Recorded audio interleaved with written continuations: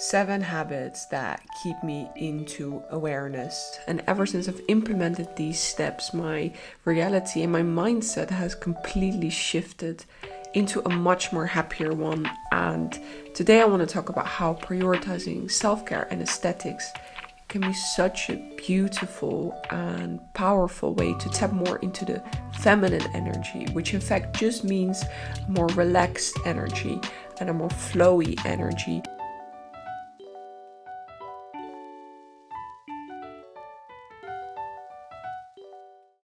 I've been reaching new levels of awareness and an overall feeling of peace throughout the day. And there are 7 clear things that I changed in my routine that have caused me to reach these new levels of awareness that I want to share with you today. This is not a superficial video about beauty routines. This is about the spiritual practices and habits that are keeping me in alignment into awareness. Self-care and prioritizing aesthetics is such a powerful way to tap into your feminine energy, which is all about receiving and living from flow and even creativity and nurture. So tapping into the feminine is a way to allow your desires to come in, to receive and cultivate this feeling of ease and peace around receiving your desires. I always emphasize self-care in my video, but I believe it is the way to show yourself appreciation, to show yourself I care about this body that I incarnated in. I respect it, so I take care of it in the best way that I can. And that is such a powerful way to love yourself. It will lead you to new levels of confidence you didn't even think were possible for you, because when you love yourself and appreciate yourself through these little rituals and habits of self-care and prioritizing aesthetics, we nurture ourselves with the love that we crave so much from others. And once we're able to do that, we become self-sufficient. We become the frequency of love. And with that, we can only manifest more good things into our life. So this is about tapping into the feminine energy, not gender specific. It's about doing less and receiving more, and actually happiness is about balancing your feminine and your masculine energy, the yin and the yang. Nature strives towards balance. So when we feel peace, it is because we are balanced in these energies. And unfortunately in society, we get way too much pushed into our masculine energy. Society is masculine driven, economy is masculine, money is masculine, and the hours we have to work in a day are pushing us to be in our masculine energy the whole time. So these 7 habits are so incredibly important to keep that feminine, relaxed, nurturing energy alive in you, so that you can feel more balanced and at peace, so that the chaos around you in life cannot affect you anymore in the way it used to, or just make you way less stressed and more at ease and more confident. Let me get into it. My name is Devi. I am a PhD student in chemical engineering at the University of Cambridge. In my free time, I love to study things about self-development, psychology, and spirituality. I finally reached a state where I feel like there is a constant level of peace and self-love that I can always return to. And these practices that I'm going to share with you today, or these 7 habits, are the ones that are keeping me in that balance, that are keeping me in awareness currently. Let me get into it. The first one is prioritizing aesthetics in your surrounding. Now, I know that these things are going to sound very superficial, but the feminine energy is actually about aesthetics. It is about making things look aesthetically pleasing so that they give you a certain sense of love when you look at them. So this can be like having a clean room, having your candles lit, making things look nice. That is a direct access to tapping into your feminine, because it's gonna invoke this feeling of love for your surrounding and nurture. That is just gonna make you feel way more at peace and at ease. So basically live as if your life is Instagrammable the whole time. Now, why am I using the word Instagrammable? Because that's the term we use for things that look aesthetic and perfect, right? So once we make sure that our life looks constantly Instagrammable, it's not about actually putting it on social media at all. At the opposite, actually, I'm not sure if that is helping. I'm talking about making things aesthetically pleasing for yourself. And you're not always going to feel like this. And it's definitely extra effort to keep your room clean or to keep everything looking nice.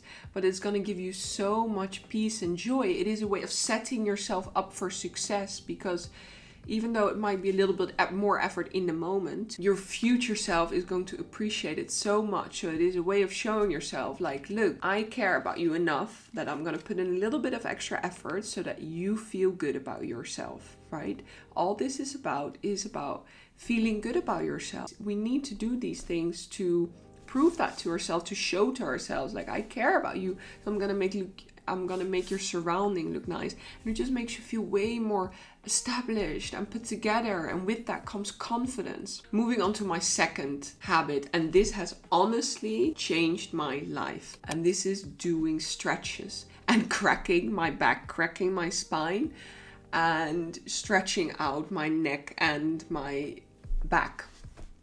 This has been incredibly powerful.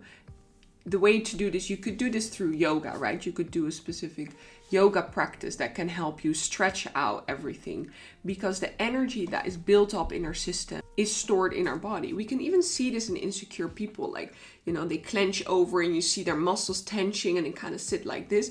That is all of this stored energy. Now, through stretches and through cracking my upper back specifically, I have completely changed my posture. I have healed my TMJ. I had years and years of jaw problems and a popping jaw. Now I fixed it through stretching, through cracking my back. The way I do this, I do every night before bed. This is the last thing I do before bed. I make sure to do some yoga poses to stretch out my hips, to stretch out my back. And you don't have to follow a video when you do this, or you could just memorize a few yoga poses that feel nice to you. What I want you to remember in this practice is that it is about your body. Feel what your body needs. You could even make it very low key and you're just like on your bed and just like, just stretching out the limbs that feel good to you. Now, cracking my upper back has been, out of people that are suffering from TMJ, honestly, you should try this. You basically lay on your back on the floor. I lay on my yoga mat, and then you put your shoulders back and low, and then you lift up your neck. And that's like, you need to try it out a little bit and like feel what feels good to you. But what happened to me the first time I did it, I heard like, so my whole upper back cracked, and ever since my jaw popped back in its normal position.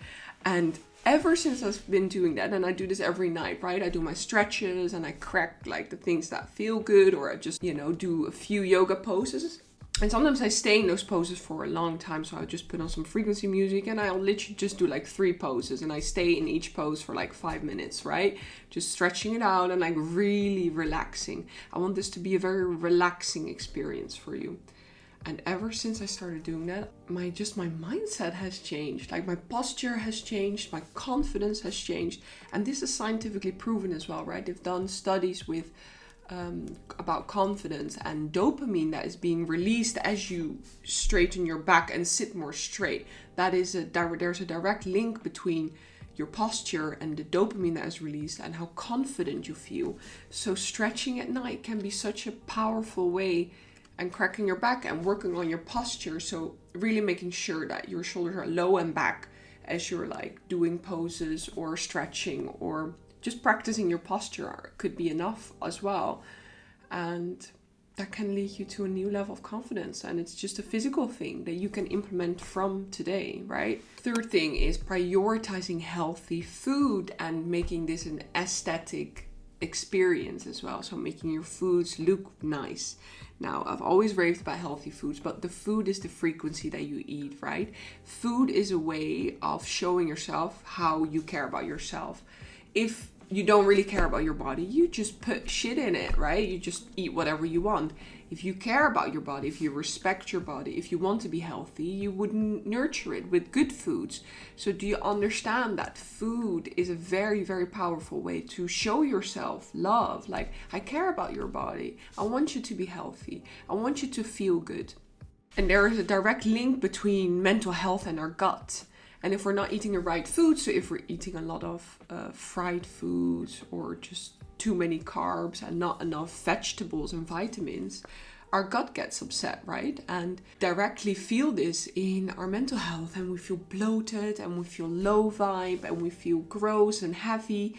Now, this is such an easy way to feel better about yourself. Eat the right foods, and not for a specific goal in terms of losing weight. No, this is about loving yourself, giving yourself the right foods because you love yourself, as a form of self-love.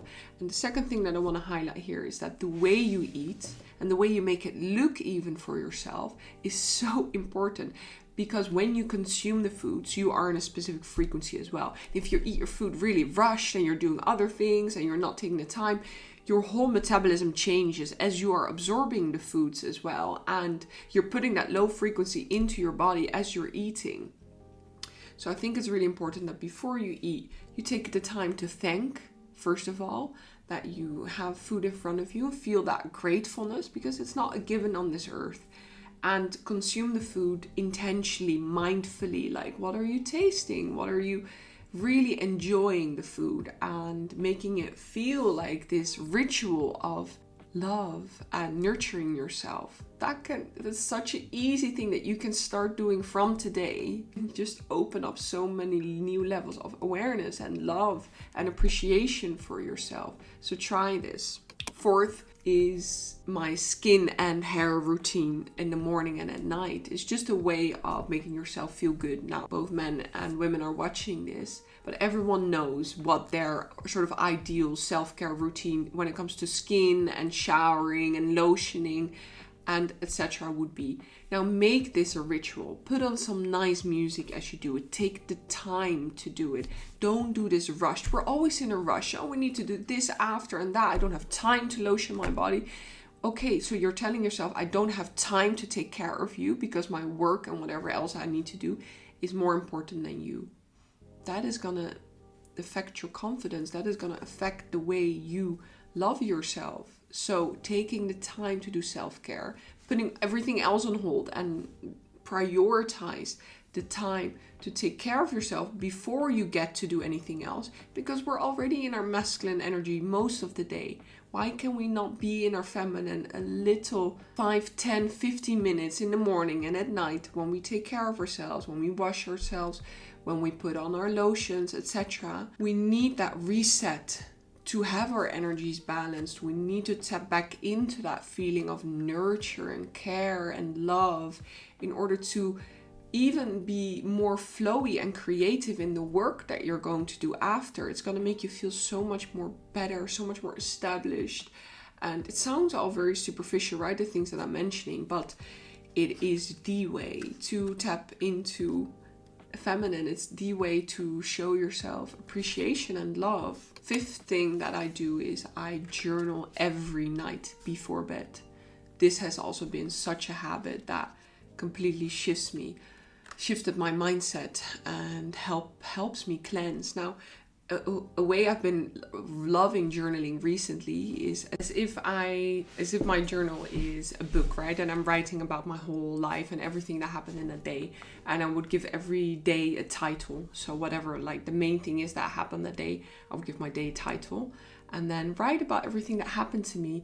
And the comforting feeling is that you will read this back in a few years and feel nostalgic about it.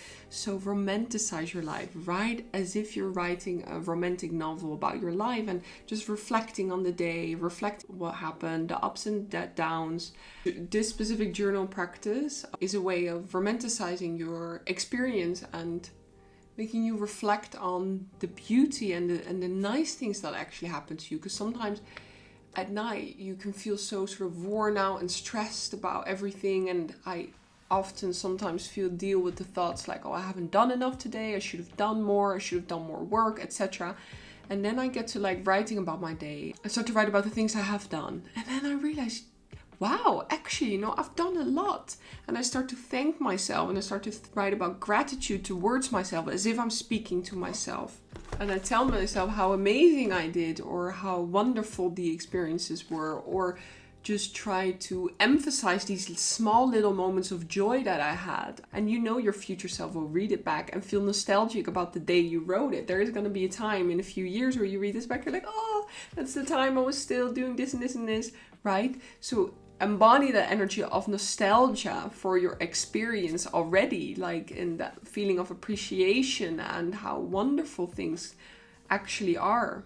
No matter how small the joys are, you know, could even be like a small cute conversation with someone on the tube, or just the fact that you took care of yourself, or the fact that you got up in time in the morning and made your lunch before you went to work. Now, when I journal at night, sometimes I like to script a little bit or actually do some expressing some gratitude, whatever I feel like. This journaling should be a very freeing experience, just writing down your thoughts, right? And reflecting on things and making yourself feel better, being that friend for yourself through your journal.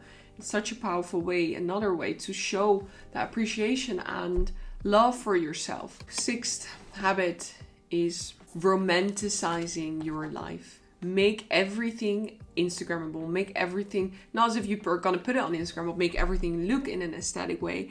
Pretend you're in a movie as you're on the way to work. Put on some music. Make sure you have your nice coffee or your nice tea, or you feel taken care of in another way, or make breakfast in the morning a ritual and eat the nice healthy fruits and foods or oatmeal or whatever you eat in the morning, and make this a nice ritual. Or as you're working, make sure that your desk is the most aesthetically pleasing as possible. Put on some candles, romanticize everything, even the things you hate, like maybe your work or whatever feels painful, or the things that you normally dread, like traveling or working or whatever. Make them romantic. Turn them into something special, as if you are in a movie, right? As if you are the main character in a movie. That can make it feel more like a romantic experience, and changing your perspective on the things that you do. Instead of making it something you dread or don't enjoy, try to think of, how can I make it a thing that I would enjoy? Or how can I, even if it feels like pretending, how can I pretend this is an enjoyable experience? I do this all the time, even with things I dread or don't feel like doing. How can I romanticize it? How can I make it a sort of, even, you know, people that, for example, hate winter, right? But you can also look at it differently, and like, oh, winter is actually really cozy. I can have my warm chocolate, or I can have my tea, etc. Or it's raining, and we normally don't like rain. We can romanticize it, like, oh, it's like windy and cozy, and I get to stay inside and cuddle up with my blanket. We can make everything into this romantic experience. We can change our perspective on everything. And I've been applying this every time I feel a sort of feeling of, oh, I don't want to do that come up. I just try to shift it. I'm like, okay, how can I make this a romantic experience? And how can I make this something enjoyable for myself? Seventh and final habit that I've been implementing is having conversations with yourself in the mirror. This has been so transformative for me. And it can be a moment to thank yourself, to show yourself appreciation, to also get back into the feeling of like, I am not my mind, and looking in the mirror and realizing that you are the soul that incarnated into this body, and show appreciation for that body. Look at that body and thank that body for carrying your soul and for all the things that you've been through and how strong you are, and thank yourself for showing up for yourself every day and doing the things and putting in the effort to take care of yourself. It has been such a transformative experience, because I noticed that whenever my confidence was down, I wouldn't even look at myself in the mirror. Yeah, maybe to do my makeup or something, but I wouldn't actually look at myself. Now, looking at yourself in the mirror can be very confronting, because you're actually looking like, oh, this is who I am. And you need a level of self-acceptance to look in the mirror, because you're like, okay, I accept who I am because I am looking at myself. Now I want you to practice with this, because it can cultivate this level of self-acceptance and confidence that honestly I've not been able to manage to get to in any other way. Because once you look in the mirror, you realize, damn, there is someone in there. Like, I'm not just my mind. I incarnated into this body and built this relationship with yourself, thanking yourself, making yourself a person that you'd like, becoming friends with yourself, and actually having that respect and conversation and looking yourself in the eye and having that understanding with yourself, like, oh, okay, I'm here to take care of myself, right? That wraps it up for the 7 habits that have shifted my way of self-love and self-care, and eventually just the way I feel peace throughout the day. Thank you so much for watching. I really hope you enjoyed this video. Do let me know in the comments what you thought. Subscribe to my channel if you haven't yet. I truly appreciate you. And follow me on Instagram, which is Devi_Sheetram. I would love to see you in my next video. Sending you my love.